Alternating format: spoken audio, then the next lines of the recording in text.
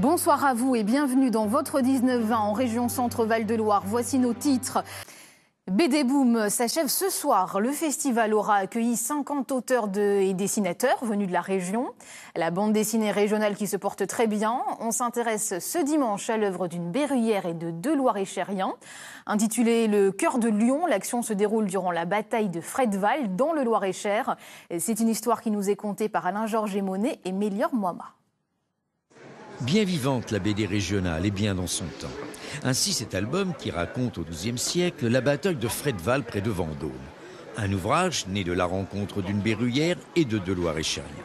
Le premier, scénariste, est parti d'un souvenir d'enfance. Moi quand j'étais jeune, c'est peut-être aussi pour ça que j'aimais l'histoire, j'avais un instituteur qui commençait par l'anecdote. Donc, par exemple, pour la Normandie, on vous expliquait que le roi de France étant assis sur son trône, Rollon avait pris le pied du roi, l'avait levé, puis que le roi était tombé à la renverse. Dès qu'on vous apprend l'histoire comme ça, naturellement, ça intéresse. Le second, historien du Loir-et-Cher, a lui accepté le compromis dans l'écriture. Thierry, qui est plus compétent que moi, assurément, assure qu'on parlait le normand. Je maintiens qu'à une époque, on parlait le latin. Voilà, il va ruer, il va poser son crayon, il va nous prendre d'assaut.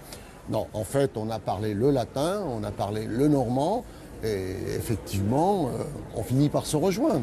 Quant à la troisième, la dessinatrice Berruyère, elle a dû se plier à la recherche permanente du détail historique. À l'époque, ils mettaient quelque chose en dessous et la cotte de maille directement dessus.